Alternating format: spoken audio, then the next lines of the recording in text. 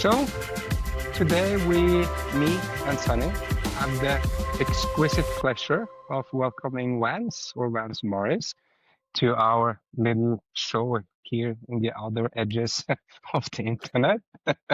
No, so for anyone that's tuned in before, welcome.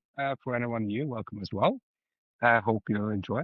And as everyone know, the goal for today is to I'm not going to say unbox Vance Morris, but at least get a feel for his philosophy, the way he sees business or the interaction between people in business, whichever way it goes. Sonny, hi. Good morning, good afternoon, good evening, wherever you may be, whatever time zone you might be in. Good to see you again. Yeah, I think we have them all covered right now. We do. We have the Northern, we have Europe, we have Australia, and the United States. So it's 11 o'clock at night time for me. It's probably afternoon for you, Vance, and morning, Arvid, for you, No, I'm thinking. it's actually 1 o'clock here because I think Vance, are you in 7 Manchester right a.m. now? 7 a.m. here. 7 a.m. So yeah, so we got all the bases covered. Vance, would you like to just give a short introduction of yourself and who you are? Yeah, I suppose I could. So, hello, Vance Morris here on the East Coast of Maryland. And I think my claim to fame has been I worked for the Disney company for a little over 10 years and have managed to take a lot of what I learned there, the systems and the processes. I don't touch the politics of the company because that's not what I'm there for. But have been able to take those processes for customer experience, for customer retention, and been able to apply them to varying different industries. Um, I've found that I make a lousy employee. I don't like to be told what to do, which would probably also explain my two ex-wives. I'm just being honest, guys. But I mean, there's something to be said there as well. I don't suffer fools very easily, and there's just no time for dancing around the issues. Let's just I've been called the stern but loving parent when it comes to my coaching members and my clients, because I just don't dance around the subject. It's like, okay, here it is, good, go. For the last 18 years, I think one of the things that separates me as a business consultant is here in the States, I still own 3 bricks and mortar home service businesses. So I've got a mold remediation company, a oriental rug washing facility, and a carpet cleaning company. Grew those from zero. So it wasn't like I bought into a company, but grew those companies. Today, I spend about 90 minutes a week on those companies. I've been able to put them on autopilot, put a general manager in charge, which gives me the time now to go around and help other businesses with their customer experience and their retention. I don't know about Europe and Australia, but here in the US, customer service kind of sucks, for lack of a better word. And I'm kind of on a one-man mission to try and fix all that. So I've got my consulting business. I've got one of the fun things I get to do is actually take business groups down to Disney for 3 and 4 day full immersion boot camps. So we'll spend almost a week down there learning what Disney does, and then my job is to show you how to adapt what Disney is doing into your profession, whether you be a dentist or a physiotherapist or carpet cleaner or whatever. And 4 kids, three of them are out of the house. Mostly. And my daughter's a senior in high school. And she, by the way, is the one I shamelessly use in all of my marketing, because when she was 5, she was really cute. So She's obviously very marketable, right? yeah. Oh, extremely. Vance, I'm curious, like Disney is synonymous with service. It's synonymous with making kids and adults for that matter, feel good about themselves. They get that feel good factor when they enter the theme parks. The whole concept of Disney. And you mentioned that customer service in the United States, and it's the same in Australia. The level of service is pretty low, and it's fallen progressively over quite some period of time. What are we fundamentally getting wrong in service delivery, according to you? We are losing the basics. I'm surprised at the number of companies that don't answer their telephone live. You get the voicemail, and like all of my companies, you will get a live person when you call. And these days, to me, that's my competitive advantage. Is I don't have AI or a bot answering the phone. I got like a real guy. I think also we look at what everybody else is doing in our industry, and we think that's what we're supposed to be doing, so we copy it. And it just becomes this incestuous cycle that I'll give you a quick example. So when I was starting my carpet cleaning business, I went just back when we still had the telephone book, and I was going through the pages looking to see how I was going to design my ad, and I noticed that every single ad had a picture of a van or a truck in it. Now, what's that got to do with carpet cleaning? I mean, we assume you can drive around and get places. I mean, it's just taking up space in the ad. So I'm thinking to myself, well, that's pretty dumb. So I was able to put 2 or 3 testimonials in the ad versus a picture of my van. And then I'm flipping through the rest of the thing, and plumbers do the same thing. Electricians do the same thing. They all got a picture of their truck. Like, well, yeah, we expect you to come to the house. I mean, you don't need to show us a picture of your van. So I think really it's people just can't get out of the silo that they are in of their little bubble. And they think because they're doing okay, that's enough. What I try to tell people and show people really is that you don't always have to be getting new customers all the time, because that's what everybody's been brainwashed into. New leads, more customers. And we don't focus on our existing customers, which are actually the most profitable. So quickly, I just got the numbers for November. It cost me $136 to get a new customer in the front door for my home service business. $136. That's not cheap. But it only cost me $22 a year to keep a customer. So the minute that I serve an existing customer, I'm already $100 more profitable just by doing that. And people nobody talks about it. So I think it's just kind of something that's glossed over. It's certainly not sexy, like, ooh, Google ads. Ooh, wow. It's it's more about creating the relationships and more about creating, emotional connections. So I think a lot of people forget that they have a personality, and they don't allow that to come through in their business. They kind of just treat the business as a thing as opposed to people working in it, because people do business with people. They don't do business with businesses. And so, yeah, and there's 3 or 4 reasons right there. I think that people just aren't getting it. I can add some numbers to your estimates that's been proven now in the latest research. In general, a retained client will buy services for at least 30% more than the ones you have, and that's obviously because they have trust in you.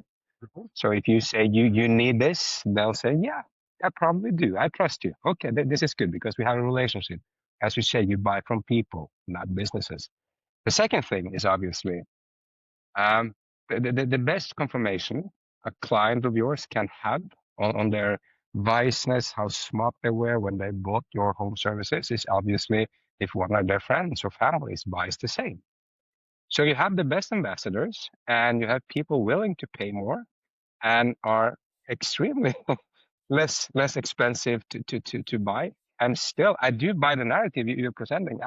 This has been something I've been fighting for as well. Customer attention is extremely undervalued in business in general.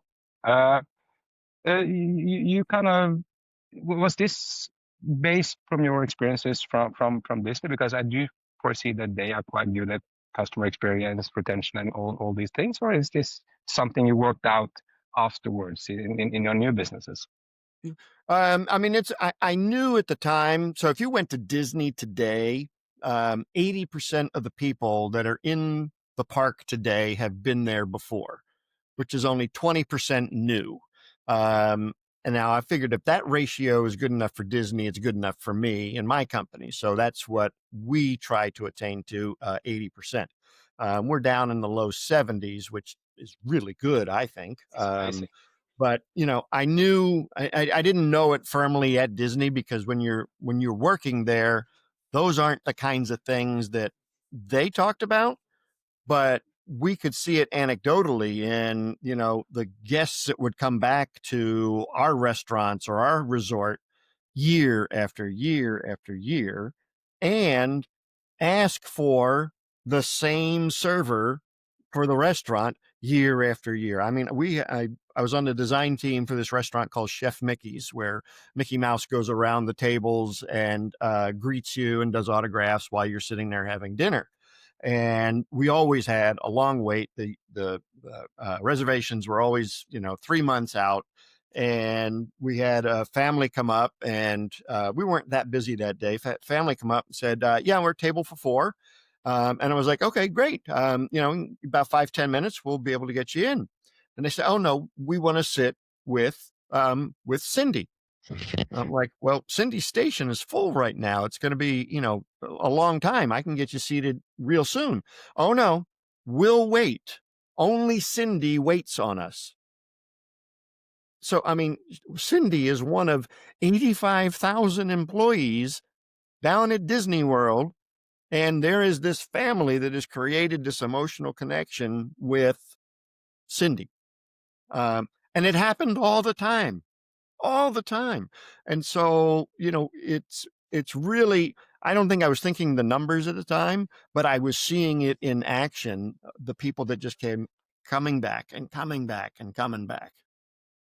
How You do you both, may I? just curious? Yeah, please, after you. Both of you guys are business people. Would anyone of you say that real business growth without customer retention is possible? Or obviously it's possible, but that cannot be a smart play. It's You're working possible, but you're going to go broke. and you're I working mean, you won't exceptionally hard. you won't have any money left over, because it's just, I mean, acquiring a customer is, next to, I don't know, payroll is probably one of the most expensive things you're going to do in your business, is get a new customer.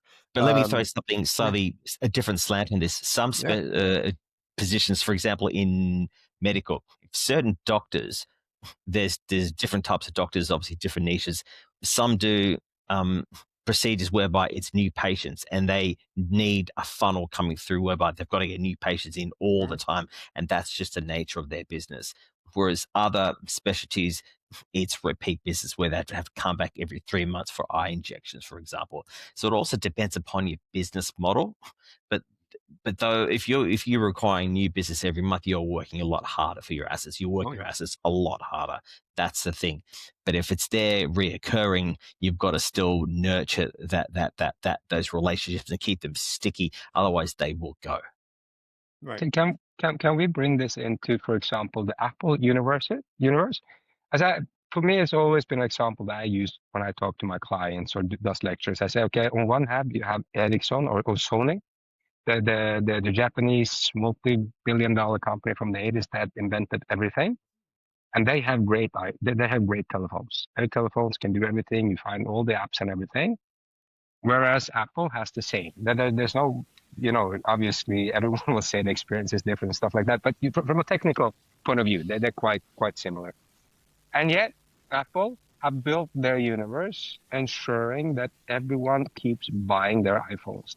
Thus, their customer lifetime valuation is through the fucking, excuse the language, I'm sorry, that was profound. But still, whereas Sony they can only count their client once, maybe twice. They'll buy one Sony, maybe two, but they'll never buy three or four. They're not going to bring in the family and stuff like that. And then you see the valuation of these companies. One is a $2 trillion company, which is, I know that's probably top 5 country in the world. And the other one, which used to be the major player in this game in the 80s and the 90s and everything, they are a couple of $100 billion. So still a lot of money, but they're nowhere near. And to me, that's all about, one of them being exceptional at customer attention and customer experience, whether the other one really isn't. They're good, but they're not, bold takers. What do you think, guys? Make sense? Yeah. And Van, what do you I think, would, Vance? yeah, I mean, I think Apple, similar to Harley Davidson motorcycles, similar to Disney, they have created, it's a cult. I mean, it really, truly is. I mean, when Apple launches a new product, there's a line wrapped around the building 6 times. When Google announces a new telephone, I mean, you might find 1 or 2 people in the store. I mean, it's because they have created this community, and they have created these emotional connect. I mean, you talk to an Apple person, and I mean, they're like psychotic about it.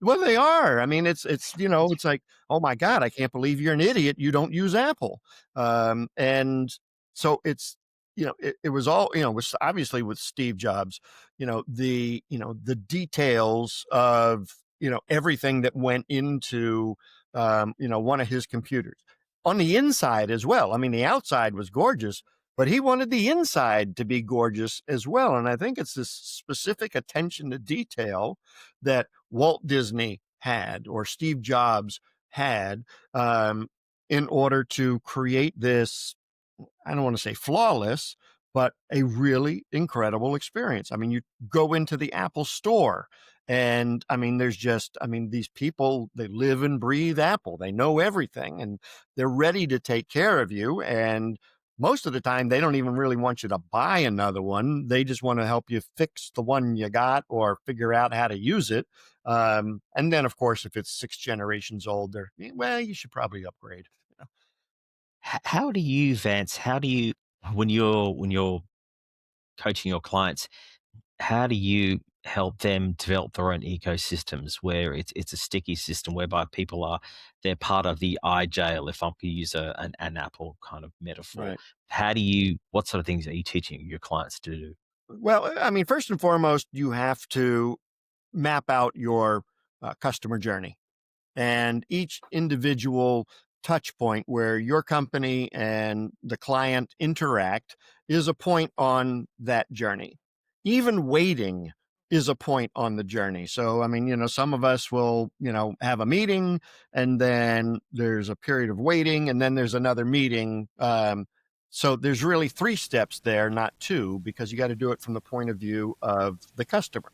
So that waiting period is crucial.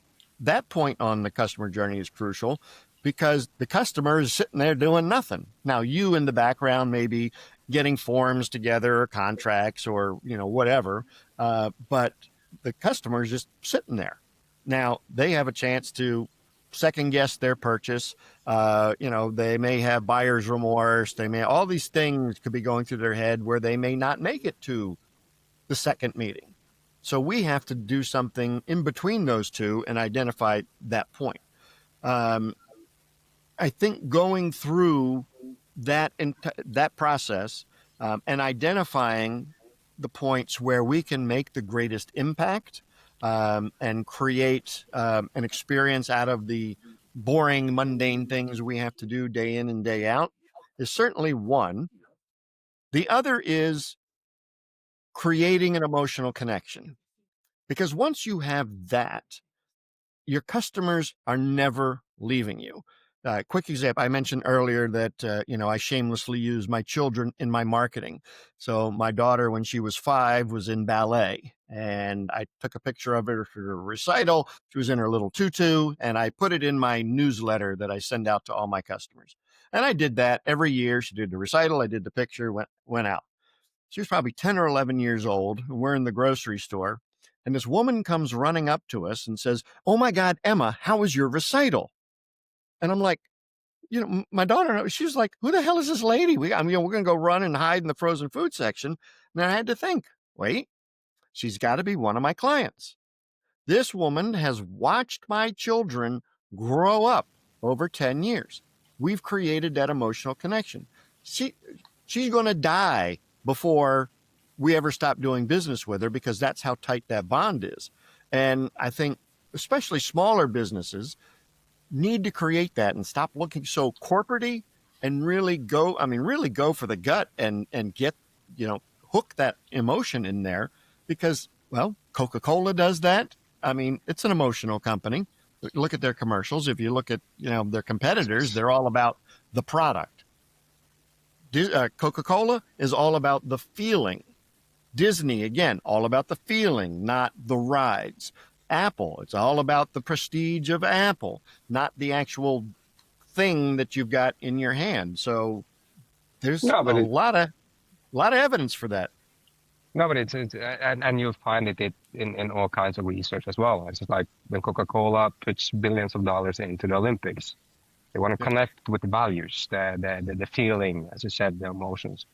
What's also proven, which is nice, obviously, is that as long as you sold a product or a service to someone, as long as you can hold a good argument for why the product worked or even didn't work, people will be willing to keep buying for you, because at the end of the day, they made a calculated decision when they went out and did the purchase. They did the due diligence, and this is where I ended up. And as long as you can give them a proper explanation why it worked or why it didn't work, and you can keep telling them that, wow, you are a really smart person. You chose me as your real estate agent. That's the best choice ever. You're the smartest home seller ever. And you keep telling them that for the next 3 or 4 years. Well, surprise, surprise. The next time they're going to sell their home, they will remember you. Yep. So I'm fully on board with the experience thing. Would you say that is this, when building community, how important is the branding part of this, the marketing part? Because obviously you have to how do you build the connection to the client is for a small to medium business, would a newsletter suffice? I think, well, let's take brand building. To me, is a happy byproduct of all of the things that go into the customer experience. Our businesses are not big enough where we can just put, the words Goodyear on a blimp and fly them over a stadium and hope we sell tires. I mean, we don't have that kind of money. And I guarantee you, Goodyear has no idea how many tires they sold when the blimp flew over top of the stadium. They don't know. They can't, I defy anybody to call and ask. You can't quantify that. Yeah, you can't quantify that. But we do have to, take that branding, as said, as a byproduct, because it then turns into word of mouth marketing on steroids. And people will refer you because of the feeling that you gave them, not that you fixed their toilet, because we assume that doing your thing is entry into the marketplace, right? If you're a plumber, we assume that you know how to fix pipes. What we're not expecting is, a nice, you show up on time, you show up clean, and you don't smell. I mean, those are just all add-on things. But, when you're looking at the marketing of it, now, as I mentioned in my Yellow Book Pages ad, I used customer testimonials in there, and those arose from the experience that we delivered. And I firmly believe if you don't have strong marketing, your customer experience can be, unreal, and still nobody's going to know about it. I do think, as far as a customer retention tool, a newsletter is vital. Absolutely. I have done a print newsletter now for my home service businesses for 15 years straight. haven't missed a month.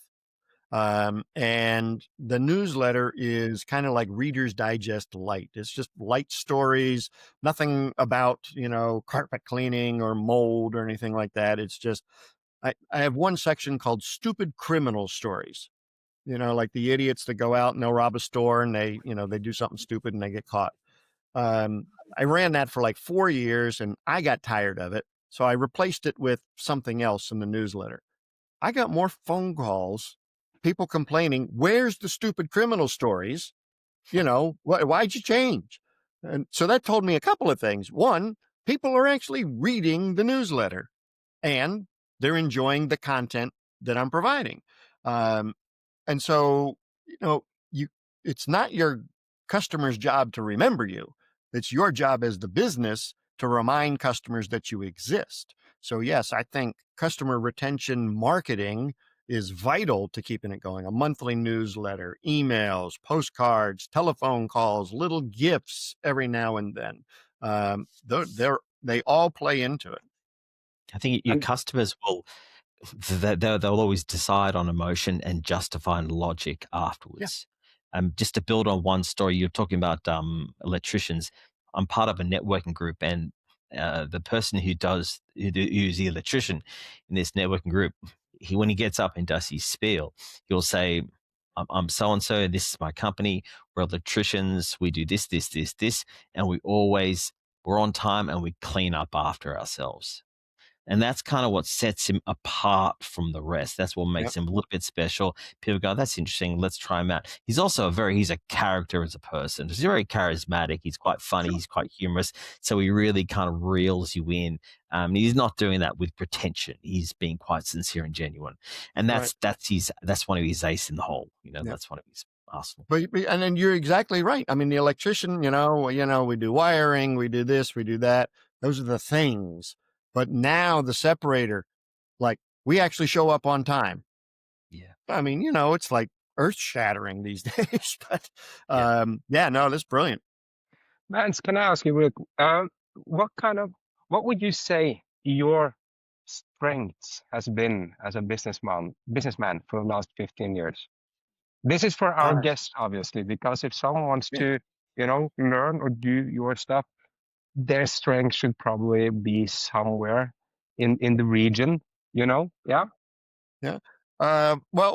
First and foremost, I see things that other people don't see. Attention to detail. Um, and it just, attention to detail. It drives me nuts. Go to a restaurant and there's a fork on the floor and the server walks over it. The busboy walks over it. The manager walks over it. I'm like, isn't anybody paying attention here? I mean, this is insane. I think the other thing though is, tenacity or stick-to-itiveness. I don't let many things get in my way, and I will keep going until I get to the point. When I first started my businesses, I had been fired. I think I told you guys that earlier. I make a lousy employee. So we were supposed to live off of my wife's salary. She was a regional manager for this coffee company that we all know. And the 2 days after I signed the contracts to start this business, she had a cerebral aneurysm, blood vessel in her brain went poof, and she's fine now, but she was 11 days in neuro ICU, et cetera, et cetera. And our nice mid 6-figure salary went down to zero overnight. And I'm like, oh crap. I got to really get this going. But I credit my tenacity, my not giving up, because I could have easily done that and just said, "Oh, the hell with it, I'll go get another job at least until my wife gets better." But I was like, "No, we're gonna make this work." And I think the other thing is looking outside and getting as many mentors, coaches that you possibly can get. And I'm not saying you actually have to hire somebody. I mean, Jim Rohn is, great in getting people excited and mindset and things like that. Well, the man's been dead for I don't know how many years, so just go get one of his books. Now you've got a coach in your back pocket. Same thing with with any part of business is find someone or someones that can really guide you through the process. Get Michael Gerber's The E-Myth. There's all sorts of things you can do to help yourself grow, as opposed to, just sitting there and making mistakes over and over and over again and getting frustrated. Can I I'm just assuming. summarize a little bit to just to okay? So pay attention to details, stick to the plan, learn from those better than you, and remember the experience through and through. Is that, yeah? We are Yeah, pretty much. nail on there, If you had to Vance. sum up my life, yeah, there it is. I was just trying to sum up the business philosophy, but yeah, it's probably this is one of the theories that me and Sonny has been working on. And as we start is that okay, we need to present more people out there with different strengths and different mindsets, so Mhm. people can find someone they actually okay, I can connect with this guy. This makes Right. sense to me. It's like not everyone shouldn't be analyst. Or yeah, Sonny, I'm Right. so sorry. Yeah. No, that's all right. Just if you could do this again, like press stop, rewind, and go back to the beginning. What's one thing you'd do differently? I would have taken my advice a lot sooner, because I was that stubborn guy, going out. I didn't get my first coach or even really get my first book on business till I was in business for 2 years. Because I thought, well, heck, you go get clients, you serve the clients, and you keep going. And I realized that, I hadn't even taken my own advice about the Disney stuff, because I was in um, a business which is not exactly high in the upper echelons of home service businesses. We were down, pretty low. We were looked down upon. And it wasn't until I was like, you know what, you idiot, you used to work for Disney. Turn this into the Disney of carpet cleaning. And that's when I went from bottom feeder, lowest price, coupon clipping, miserable, to now focusing on affluent clients who would appreciate the experience and the service that I'm delivering and are willing to pay for it. And I would have done, instead of wasting 2 years, I would have, on my day one, I would have said, you're going to be the Disney of carpet cleaning. You're going to, and we're going to do this, this, and this. And I would have probably had more hair on my head if I, hadn't missed out on that. So to identify something, someone, some strength, and at least it digs into the learning from those better than you, and set goals and get going. Yeah, I mean, for those that don't set goals, I think you're an idiot, because you have nothing to shoot for. You have nothing to improve to. And I'm not a big fan of New Year's resolutions and things like that. Actually, I don't even pay attention to the calendar. Like, oh, my goals for 2026. No, I've got my goals for this month. I've got my goals for the next quarter, and I've got my goals for the next 365 days and 5 years, etc. I don't really pay attention. I don't wait until January to, oh, well, it's, I got 6 weeks till the new year. My goal is for 2026. So I'm going to wait till 2026 to start it. I mean, that's just kind of silly. So I kind of ignore the calendar when it comes to goals and things like that. This reminds me of some athletes I've been working with for quite some time. They have the same the idea that consistency, just keep doing what you're doing, eventually we will get better. And if you have some goals, you have something to benchmark your progress towards. Right. Goals are good as aspirations. That's where I'm heading. But the real value is just the day-to-day stuff, the execution that you do, the routine, mundane, boring stuff that you do every day that will compound upon itself. Because that, in theory, should get you to your goals, in theory, right? Because sometimes, in reality, sometimes we don't hit our goals and we do everything right. we do everything right, but we don't hit our goals. How do you respond to that, Vance? Well, I mean, I'll look back and I'll say, well, was the goal attainable or realistic? And like right now, I'm doing a marketing campaign to one of the NFL players, Travis Kelce, the guy who's Taylor Swift's boyfriend. You might know him from that, as opposed to being That's an the only NFL reason player. why I know him. Actually, that's the only reason. But he and some investors have purchased a stake in an amusement company here called Six Flags. I don't think they're outside of the U.S. We've seen the And so I movies. got We to. heard about it. Do you have? And we heard about it. Six Flags. It's Oh, you famous. have? Oh, okay. Yeah. What about it? So I got this harebrained idea that you know what, Travis Kelce needs my help in turning Six Flags around. And because if you look at their quarterly and annual reports, which I studied, they talk about customer service and improving it. But in the last 3 years, they haven't done anything about it. So I'm like, well, so they're all talk and, no muscle. So last week I started a mail campaign to Travis Kelce and the Six Flags people and the private equity people, saying, give me a call. I'm gonna help you out here.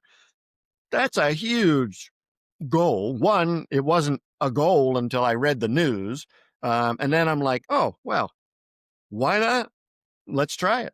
So I'll keep you guys updated if that turns out. Sounds Yeah. amazing. So, okay, now we've been here for 36 minutes, and on average, this is kind of what the listeners likes to consume, more or less. Yeah. Vance, this was amazing. What I would like to do is to be allowed to bring you back on the show, if that's Oh. okay with you at some point. Wow, I didn't know I made such an impression, but No, sure. the thing is, I'm an acquired taste. People can only usually handle me for about 10 minutes, and then they're like, I'm out of here. It's like an For me, encore, it's- Vance. It's like an Yeah. encore. Okay. no, the thing is that Vance is like if we are going to bring some good advice out there, we need to talk to people who are willing to share the stories and share the philosophy. Basically, this is that simple. And not only to talk about what you have done, but to talk about other cases as well. Because the more competence we have on the inside, the easier it will be for us to break it down to something tangible and obtainable. And I feel that the chemistry around this imaginary table today was quite good. So this was fun. I really appreciated it. Thank you. No, I had a lot of fun. Thank you. I appreciate it. Sonny, any last words from down under before you have to go to bed? Sorry. I think what you do, Vance, is very cool in the respect that service standards are declining across the board. And I come from a hotel management background. That's kind of where I cut my teeth. And we're always taught where you got to wow the customer, you got to keep them coming back, keep them as sticky customers. And a lot of these big corporate companies have done exceptionally well, but it's now incumbent for us to roll that out at a solopreneur / micro business / small business perspective. So taking those same principles from Disney and relaying back into day-to-day life, which is digestible and it's easy to follow. I think that's that's a huge part of what we do. So I enjoyed what you have to say. I love your message. I think it's something we should all take something and move forward and really, really get into it. So what I'm going to do now, I'm going to stop recording and we'll just keep hanging around for 30 seconds. Yeah.